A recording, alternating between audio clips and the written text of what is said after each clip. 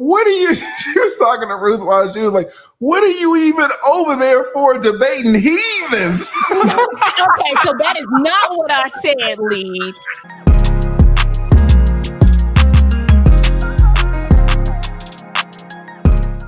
All right, we got look who we look who we got in the back. We got Standardoftruth. Hey, TLA and AV to the seventh power. Hi, how you doing? I come in peace, lead. I come in peace. She goes in peace. Now, Standardoftruth, guys, she has a YouTube channel, excellent content creator. If one of the mods could drop the link to her channel in the chat. I first became aware of her because there was this guy named Ruslan who was also a content creator. He's a big one. He probably has 500,000 subs. And he came on the show and we got into this conversation and it kind of turned into a debate at points. And because he, you know, Ruslan tried to step into my very small, specific area of expertise. And he wants to debate me of all people on divorce and custody and all this, right? So I really had to show him kind of what it was. And a few people made response videos to that, especially the how do I want to say, like the church sector or it was the Christian content. We call it the YouTube suburbs. It's the Christian content community. A lot of us saw that engagement and we were like, Ruslan, dude. Yeah, because I bumped him up. And Standardoftruth, I watched some of her and she was like, you know, what are you, she was talking to Ruslan, she was like, what are you even over there for debating heathens? Okay, so that is not what I said, Lee. What I said was, and listen, we all suck, okay? Apart from Christ, we all suck. The issue was, I'm big on, if we're coming into your space, right? You're the legal expert. If we're coming into your space, we don't lay aside our worldview and then attempt to try to meet some kind of common ground. Like, stand on your square. Yeah. Adultery is wrong. He should have just debated the issue based on his worldview, as opposed to trying to lay that aside in an effort to win the argument. I was like, you've already lost. Like, that was my position at the time. You already lost debating these heathens. He's not going to let it go. He's not going to let it go. If I just felt it was a healthy exchange, but it just disappointed me. Like, if I'm the Christian coming into the space, I'm not laying my worldview aside. You don't have to agree with it. Like, we're adults. We can engage charitably. Right. But, you know, I was like, this is, if you think adultery is wrong, explain why. Mm-hmm. Don't try to sanitize it and then appear with this level of self-righteousness. Like, no, he should have been like, Lee, listen, before Christ, I was trash and I could easily cheat on my wife if it's not for the restraint of the Holy Spirit. Like, he should have just led with who he is as opposed to trying to be something else. But I respect Ruslan as a content creator. He's an amazing YouTuber, but that exchange between y'all two did get me upset. It didn't go well for our man Ruslan. Guys, y'all can come up here. Y'all can debate me on anything, and y'all are gonna win, except for marriage and divorce. Now, like, come on, guys. That's the only thing I've been doing for the last 20 years. Right. Well, I think from a legal perspective that you would have the upper hand. Mm-hmm. But once we start engaging into a moral argument, like you said, I'm gonna whip up on you with the scriptures. That's how it's going to be. I know Job. That's about it. I know the story of Job. I get it. About it. You know, how does the legal the Christian community? I'm not sure if they're following this whole Fani Willis thing. I know that you've been following it some. Kind of what's your take? And I know, guys, we're talking about the Trump situation with Letitia, but I want to go back to the story we've been milking for weeks. You know, and get your perspective on the Fani Willis, Nathan Wade, Terrence Bradley, Donald Trump situation. Kind of what's your perspective on that? Honestly, I think the Christian community, we were just examining this like, okay, this is a political issue happening in the culture.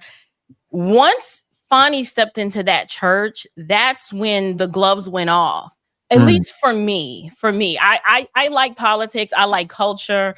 So I was going to engage with it regardless. But the moment she attempted to hijack a Christian message in an effort to appeal to her constituents, or it didn't sit right, because I'm like, sis, you out here, you riding dirty, and now you want to come and appeal to the church, not in a level of repentance. It's not like I sucked, I jacked up, I did something wrong.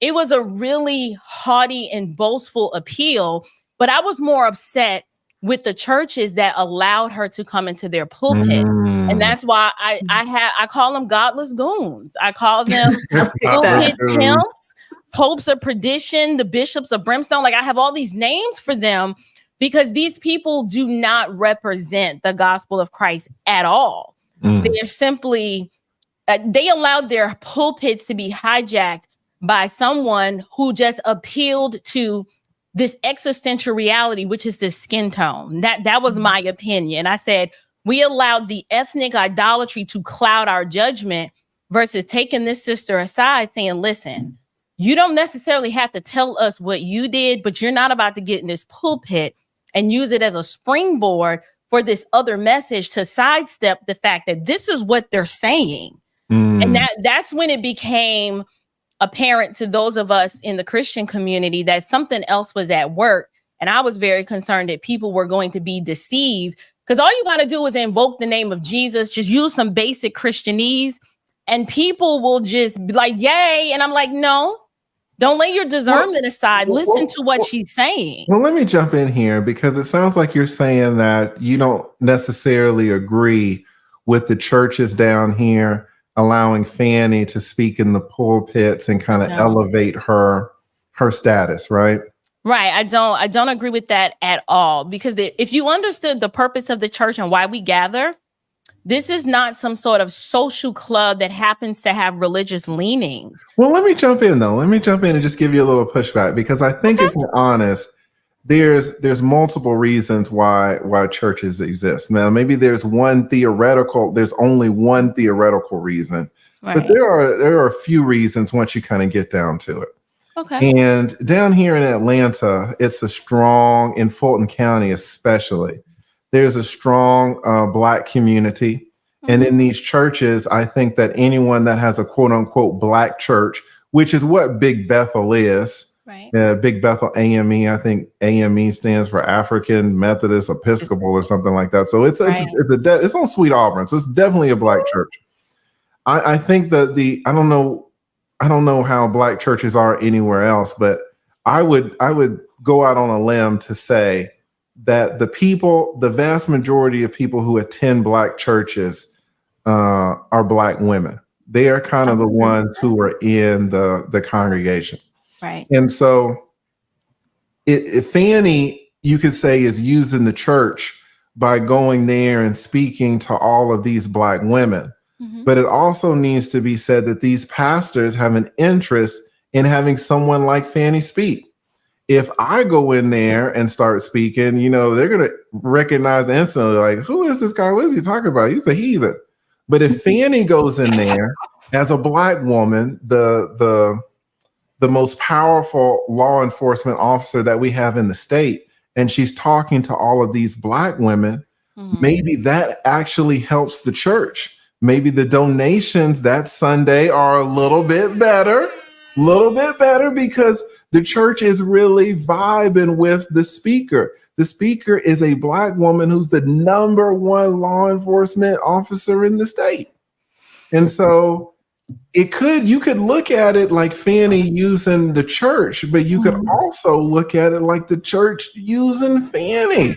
What do you think about that? Well, that's the problem right there. We don't use people to advance non-religious causes. Like that's not the purpose of the church. That's not why we exist. Let me just jump in. You say you don't use people, but it sounds like you're saying, or to be more precise, it sounds like you said you should not use people. Right. Because people do what they do. Right. Exactly right. You're saying you don't use it, but you should not use it. Let's say it like that. Mm-hmm. So let me take some tips from you and rephrase my position.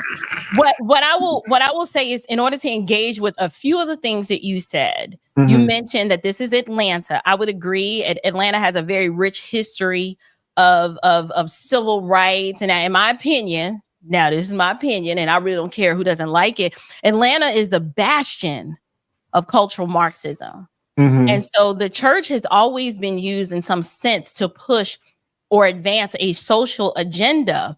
But just because it's always or has historically been used that way doesn't make it right. Right. Correct. So we got to first start there.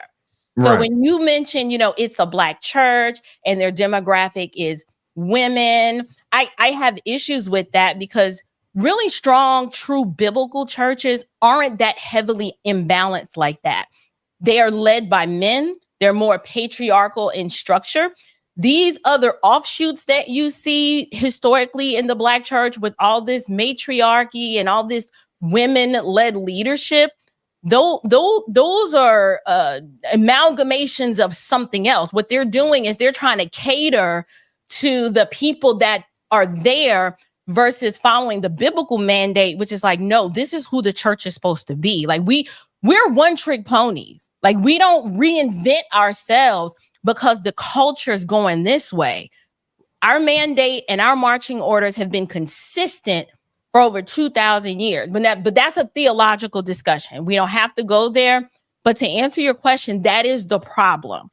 When a pastor decides to start modifying his purpose and why he exists to meet the needs of the people, it is no longer about Christ. I don't come to church to hear political speeches. But don't they all do that to some extent? Because at the end of the day, it's my understanding, and you're the heavyweight on this. All right. So let me just start out here. You're the heavyweight. It's my understanding that churches really can only survive over the long term through tithing. Is that correct or is that false? Well, when you say survive, I mean, I would say what you're talking about is a construct that I call Church Inc. If we're talking about Church Inc., then yes, Church Inc. has to survive based on this monetary component where people are giving and supplying the beast. That's Church Inc. That is very different than what I am talking about when I'm talking about the Church of the Living God. The Church of the Living God doesn't exist as this capitalistic structure with all this overhead. It's so let me just jump in. So we have a circle, we have a pie of Church Inc. versus what church did you say? I call it Church Inc., which is this American Church Inc. And then what's the church that you said? I said the Church of the Living God, the church that Jesus built. Right. The Church of the Living God. Right. Out of a 100% pie, what percentage is the Church of Living God in reality versus Church Inc.? What's the percentage? It's very well. We can't quantify it with solid numbers, but I'll just give you. I'll give you a biblical perspective. Scripture teaches us that. No, I don't want to. I want a number. Oh, you want? Well, that's difficult to do because an estimation. Just guess. I just want to know your perspective. Let's put it in some humanistic terms. If there's a pie of 100%, that's your broad road. That's all churches. That's all churches. Let's say all Black churches. See, that's it's all Black churches. We're getting into other territories that I don't believe. From a theological perspective, there's no such thing as the Black church. But I understand when you say that, you're talking about the ethnic expression of the Black church. Okay, I'll grant you that and I'll allow that. If we had to divide this into a pie, and we're going to talk about Church Inc., I would say Church Inc. is about 80% of what you see. 80%. That small 20%, that's that narrow road. That's the few. That's the few that find it. So you're always going to have Church Inc., which is broad road. That's where you're going to have trapezes going on in the church, and they're going to have Super Bowl. They're going to do all of that because they are trying to appeal to what your carnal heart and your flesh already wants. It's entertainment value. That small 20%. They're focused on What is my mandate as a Christian living as this exile in this fallen, sinful, wicked world? I'm passing through. Heaven is my home. This is temporary. This life is temporary. So that small percentage, when we see stuff like that happen in a church, we're like, what are y'all doing? That is not why we exist. That is not the purpose of the church. Okay, so let me jump in. So in the 20%, are you trying to say that that 20%, those churches will survive for years and years without receiving tithes? No. So that 20%, the body of believers, our job is to always make sure that we take care of the household of faith. Those are my brothers and my sisters. So if there is a need, we are taking care of the needs of our own. We don't want the government's money. We don't want the government's help. Christ told us before he ascended that he was building his church. The gates of hell can't prevail against that. So you have churches in India that are very, very poor. They don't exist the way we see Church Inc. It's simple. These people are worshiping God on a dirt floor and they ain't got no shoes on. Yeah, but that's India. All right. That's how they live. In America, I want to talk about America, though. In America, how many churches in that pie of 100, 20% the real churches and then 80% the Church Inc. Out of 100%, how many of those churches out of the whole 100 can survive without tithing and economic support from the right? I believe a genuine body of believers, they're going to give freely and they're going to give generously as God has purposed in their heart. They're not going to be begrudging, like, I'm only going to give y'all $1. They're going to give freely to whatever the needs are. I guess I was asking for a percentage. A percent. Well, see, that's the thing. In that small 20%, there is no percentage. We are free to be generous and cheerful givers. In Church Inc., they're like, you need to give 10%. Okay, no. Then, but I'm saying for all of the churches, for the 100%, how many of those churches can survive? What percentage of those churches can survive without any economic support from the congregation? That's not zero. I mean, she's really struggling with this. No, I'm not struggling because the question that you're asking presupposes that it's all these bells and whistles. No, it doesn't. No. Okay, You said bells. You said whistles. I just said economic support. That's all I said. The small church and the percentage that we're talking about, they would they have a desire to give. They're not going to just not give anything. Guys, is it me or is she evading the question? Is it me? Let's be honest. Let's be honest. Guys in the chat. Black and slow. Maybe that's the problem. I don't know. Okay. Maybe I'm not picking up what you're putting down. So help me understand what you're actually asking me. Are you asking me that, not the Church Inc. part, the small number of just faithful believers, how many of those could survive without any financial support? I just asked this question over and over. And to me, it's not really a hard question, but really? It's like out of 100, everybody in the chat is just listening here, just listening. It's April. You're giving a lot of context, right? And that's where I think you're losing lead, right? Okay, so yeah. I think I just need to answer the question and say none of them were answers now. Yes, exactly. That's April. If you started with that and then the context. Oh, yeah. Okay. Listen, I told you I was black and slow. Okay. Okay. Oh, you pulling the black card. This is like Fanny. This is all she's doing the whole Fanny. Hey, I'm black and slow. What did Fanny say? I'm not perfect and this and that. She went up in the church and did the same standard of truth. I cannot stand talking to attorneys. This entrapment is criminal. Okay, listen.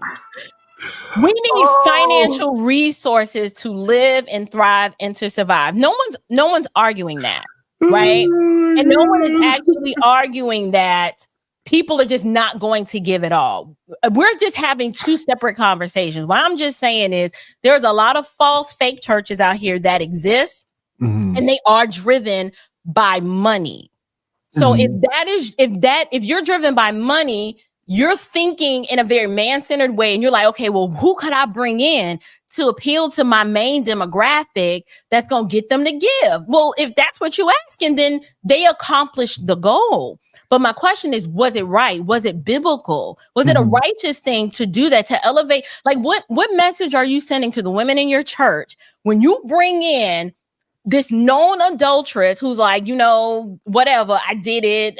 I'm wrecking homes. I'm lying on a stand. Like, I don't want the young girls in my church and my congregation to be like, oh, this is our queen. This is the woman that we're supposed to be looking up to. That is a very dangerous message to send. And to me, it was reckless and irresponsible as a pastor and a shepherd to be like, well, yeah, we're just going to bring her in because she's the DA. We don't show partiality within the body of Christ. We don't care if you are king of Zamunda or if you are a little missionary from the Dominican Republic. Everybody's supposed to get treated the same. That's the part that I think that we're missing, and why people on my side of the YouTube streets were like, this is as wrong as two left shoes. This is a problem. Did that make sense, what I said? I mean, I just let you go. It didn't nearly answer my question, but I'll let you rock with it. I'll let you rock. Listen, you're a black woman. All right, I'll let you rock. Right. I didn't pull the black woman. I was just like, I'm black and slow. But that's just, you didn't pull the woman. You just pulled the black. All right. You didn't pull the gender. You just pulled the race. No, I'm just messing with you. But no, I agree. Yeah. To the extent that I have any capacity to kind of understand that whole world there with the church world. And I'll admit that, you know, I've been to church in a long time. But yeah, I see where you're coming from. You know, what's interested, you know, your evasion to some of our questions. But I did not evade the question. I'll let you have it, because I really do like the content that you're putting out. I find it very interesting. Thank you. Sometimes I don't know. It's interesting. It's different than a lot of people's content, but I like your take on a lot of different things. Well, so, I try to root my arguments in an objective standard that is not. I am not the authority, right? I have an objective standard that I appeal to that's consistent and that doesn't change. And so when I have to examine something that's happening in the culture, I might feel one way, but I'm always going to be like, well, what does God's word have to say about this? How am I supposed to be thinking about this? Why? My heart is deceitful. It's desperately wicked. Like, it will deceive me, making me think I'm thinking properly about something when I'm not. And so that's probably what, when you watch my content, you're like, okay, that's a different perspective. I mean, I have opinions. I like it. No, I like it. I have opinions on this whole Letitia James situation. I haven't really covered that like I wanted to, because I'm very, very grieved about the direction this country is going. And I'm also bothered by, I call it matriarchal squalor, where this certain segment of the ethnic population, namely women, are being elevated to these positions of power. And all I see them doing is tearing down and just destroying stuff. And that bothers me. Like, you don't have to like Donald Trump, but on some level, you have to admit that something is really wrong about this entire agenda and how they're going about it. And one reason why I'm able to see this, and I'm not saying this to be boastful, but I have a husband. And so my husband's very wise, very discerning. When he sees stuff going on around in the culture and we talk about it, I'm like, you know what? I never thought about that. I didn't consider that. Whereas a lot of my female counterparts that are single, a lot of them, they don't see this because they don't have that balance to temper those emotions, to be like, wait a minute. All right. I understand you just want to go with the black woman because you think she's right, but are you leaving room for the possibility that this is something else going on? And so I don't like what's happening. I wish that we had more purposeful patriarchy, men in the culture who would stand up and be like, somebody has to stop these women.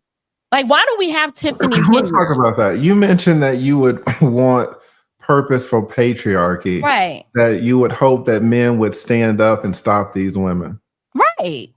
But I think they're afraid. Men in the chat. Men in the chat. What? You know,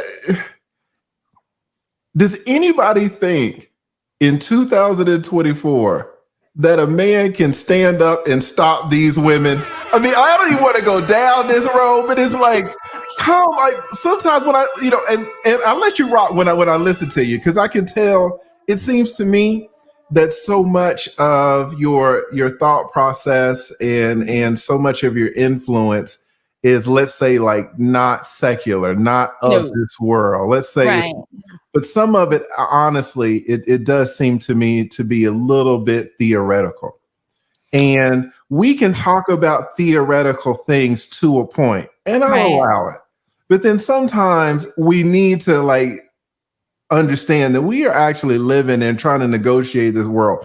When you say things like, I don't understand why men just don't step up and start shutting some of these women down. Guys in the chat, and this might be a man-woman thing, like maybe she doesn't see it as a woman. Men understand how crazy that statement is. Like that to a man, that statement makes no sense. Are you serious? So to hear that saddens me. You know why? Because that's not the world that I understand. The world of yesteryear might be long gone. But if enough men, like, for example, when I see on television in a lot of these interviews where it's a female interviewing a man and she doesn't like what he's saying, I know you've seen some of these clips where they're like, excuse me, I'm speaking. And they just cut the man off. It's like, why are you allowing this woman to talk to you like this? Like, I don't understand it, because I can't imagine being that disrespectful.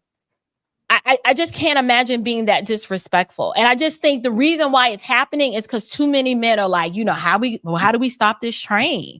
You stop it by you guys banding together and y'all get on the same page. Like, we don't allow this. She's going to be talking to herself. I'm just like, if that's how we're going to engage, if you can't engage in a meaningful, intelligent discussion without you having to assert yourself over me, you're going to be talking by yourself. I'm going to be over here. Exactly. That's the solution for men. What you said right there. It's not banding together and stopping women. It's not banding together and checking women. It's men understanding that in 2024, our only viable solution is to do just that, just to withdraw and just let her talk the way she talks, right? But to you in your presence or to herself? I'm sorry, what's that? I'm saying, are you saying withdraw and just stand there and take it, or she's standing there talking to herself? No, I mean, I'm sorry. Withdraw physically. Just remove ourselves from the entire situation. And what's worse, and I see this as a divorce attorney for 20 years, and every man, women, I know y'all don't see this stuff. Men in the chat will tell you, men, what happens when you're in a room and stuff is getting heated and you do what April says, and he's like, okay, I'm just going to withdraw, and you leave the room. What happens? Man, they come chasing after you. It's because they're orangutans. Listen, I have this term that I coined, the orangutan. It's the female imbecile who can't manage their misery. And the reason why, because they have no inner joy, no inner peace. They cannot manage this misery. It comes out in their behavior and how they act. It's not how they look. This is not dermal or external. This is a behavioral characteristic. And when you are dealing with a woman and she's acting like an orangutan, I mean, there's got to be a way to restrain it. It's got to be some kind of way. And I'm not trying to talk about women like they're animals, but if you just called them orangutans or whatever, I said orangutan. Orangutan. It's a difference. It's not. Well, if you want to act like you an uncaged, menacing, and unruly little thug. Okay, April. Okay, so you're saying that. You're a beautiful woman, right? So I know that, respectfully, so I know that you've had interactions with men. And so are you saying that has never been a situation where you have gotten upset with a man, the man says, okay, I'm going to de-escalate, I'm going to leave. There's never been one time in your life when you follow that man? Oh no, I never said that. I know the orangutan because I used to be in a ratchetan. Absolutely. God, what are we doing? No, listen to what I'm saying. When I was dead in my sin, living for the world and doing what I wanted to do, I was very rebellious. Right? I could not be tamed. It wasn't until I recognized. Stop right there. You said you could not be tamed. But then 3 minutes ago, you wanted men to band together and tame you. Look, this is in his head. This is in his head. Talking to him is talking to this. What does AB got? AB's got the book Cross-Examination, the Science and Techniques. Okay, It's tough in this seat. We got April in the hot seat. It's tough. April, he's done this to me for 2 years, okay? It's tough, all right? I'm here for it, okay? I'm here for it. But, shout out to Dow. That said checkmate. And that's the thing that men, we have to try to wrap our heads around. The thing these women will say, oh, you guys need to band together and check us and stop us. And then 3 minutes later, they will say, oh, no, I could never be tamed. Who gonna check me, boo? Who gonna check me, boo? It's like, well, which one is it? Let me rephrase. What I think I meant was, when I say men need to band together, I think the fact that when I say it's going unchecked, no one is at least letting this woman know, ma'am, respectfully, I'm not being hostile towards you. I need you to give me that same, at least acknowledge that in that moment, her behavior is shameful. Say what you want. I don't know if you saw that exchange with Donald Trump and what was her, Caitlin Collins, when she was wilding out and acting out of control. He just flat out he was like, you a nasty woman. Like, he just told her about herself, and then she didn't like it. But to me, that was an example of at least someone letting that woman know in that moment, your attitude is it's not becoming. I don't like it. And keep playing with me. You're going to be sitting here talking to yourself. Now, being nice to you, you need to offer me the same treatment. Maybe that's what I meant. When I say withdraw, but at least speak up and let them know that the behavior is uncalled for and it shouldn't be tolerated. But instead, we see the opposite. We see these men bowing down. Like, why is it that Tiffany Henyard has that many men around her, literally bowing down and doing whatever she says? That's crazy to me. Like, she's what, $130 easy? She might be an inch taller than me. What is it that this woman, is it the black girl magic that she's sprinkling over their head? I don't know. I'll tell you what it is that she's paying some of these men $13,000 per pay period from tax money. So y'all can be bought? There are tons of people that can be bought. That's that purposeful patriarchy that I'm talking about. Purposeful patriarchs are going to look at her like, girl, keep your $13,000. I'm not selling out my manhood just because because what's going to happen is she's got the upper hand now. So you're going to let this woman punk you out with the upper hand. Well, that's what happened with Nathan Wade. She dangled some money and he was like, okay, I'll divorce my wife. What you need me to do?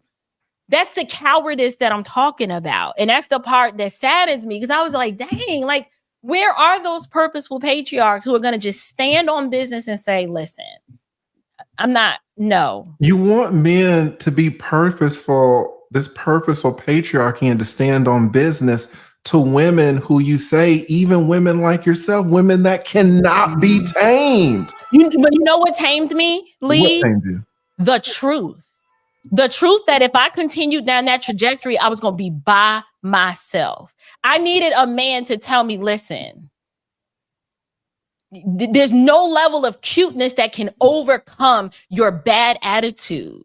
But that man was telling you that when he turned around and walked away, he was leaving you alone. And what did you do? You turned around and followed him. And I was like, come on, man. Like, we can't win. In 2024, you cannot win as a man. You I never said that. It took one. Now, no, the one I'm talking about was the one that I would go after because my ego was like, "How dare you? You just gonna walk away from me when I'm talking to you?" Right? So that's that rebellious. But it's that one dude that puts you in your place and lets you know, okay, you think you're doing something now. Keep this attitude up. Because I had to have been, 24? I met my husband when I was 25. So right before him, it took someone to have to show me myself and tell me, continue on this trajectory. And as the late Kevin Samuels would say, you're going to be buying a dog and dying alone. And you have to just wake up and come to that realization that being like that, what are you gaining? What are you winning? Nothing. People, your friends don't want to be around you. You know, it's just reflective of what I see in society. Now it's starting younger and younger. You have middle school girls that are just mean. And their male counterparts are like, I don't like none of the girls. My children are home educated, but there are some of their peers that will tell them, I don't deal with none of the girls at school because they're mean. They're mean. Like if a young boy is like telling you that your daughter is mean, where is she learning that behavior from? She learning it from her ratchet-tang mama. I'll be honest with you, and you might have more. You have way more experience in this than me because I don't have any kids. Okay, so you're the heavyweight in this. But I will tell you, it is my opinion, and you can correct me if I'm wrong. That teenage girls being mean is not something new. It's not from their ratchet-tang mother. Teenage girls were mean in the 2000s. They were mean in the 1900s. They were mean in the 1800s. Teenage girls are mean. They are cliquish. They are backstabbers. Yeah. Listen, it's not from there or ratchet-tang mamas. Guys, don't get me up here. Listen, it's like, come on, this is too easy.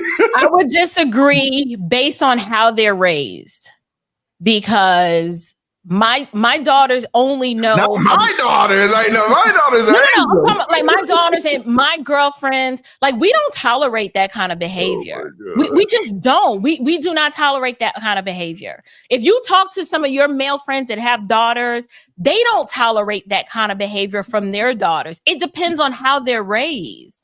I was raised by a single mom, so I didn't. I mean, yeah, I probably was one of the mean ones. Probably.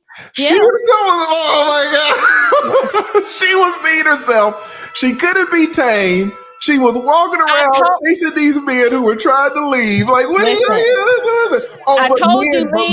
Listen.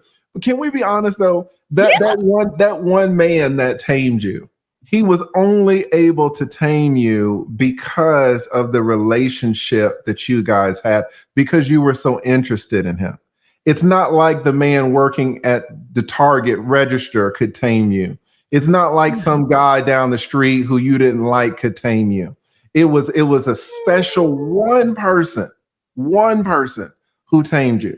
So when you say all men should band together and stop these women, you're missing the point that these women are not open to be tamed by everybody. Well, I wasn't either, but it was him. Exactly. And then you weren't either. You were open to be tamed by one man. Well, no, I was sinful and wicked. Like I was just, there were heart issues going on like every other human on this earth.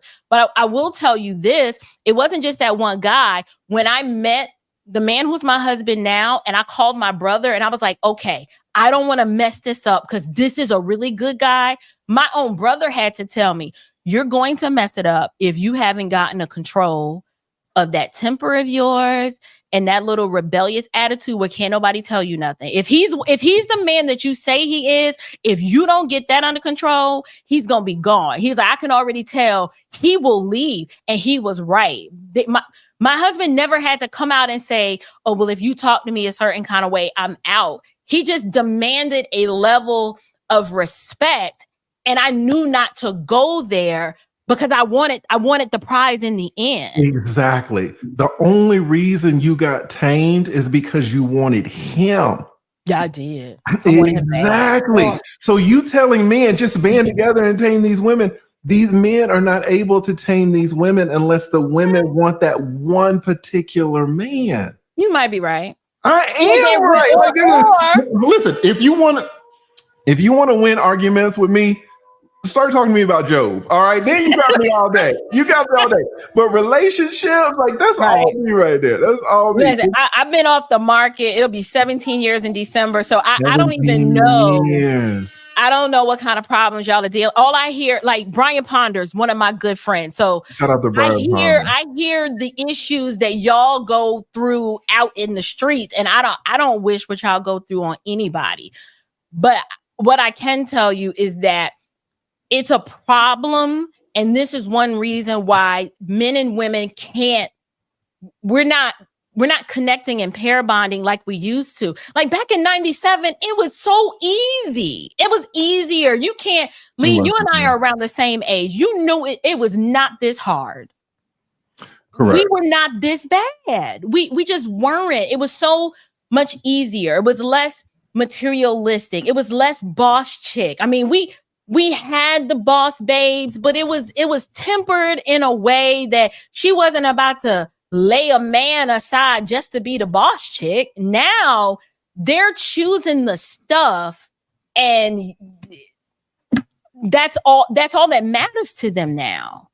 Things were just different. Nobody wanted to struggle together until we get to the next level. If you don't come prepackaged and preloaded with everything that she wants and needs, like, it just saddens me because I have 2 boys and I already got one who wants to go to I love you, but in the chat they're like, "All right, get this lady off of here."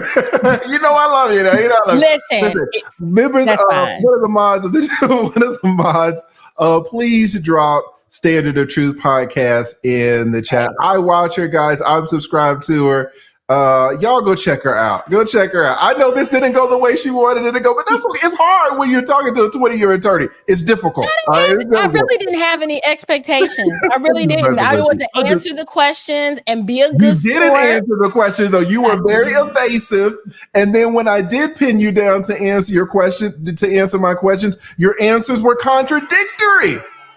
So, but you just making up stuff, Lee. You just out here making up stuff. I will come on your show, and then we'll start talking about Job, and then you can mess me up like this. All right. So that would be fun. I'm gonna hold you to it. Y'all have a great evening. All right. Shout out to the Standard of Truth podcast. I really appreciate her coming up and for her being a great sport.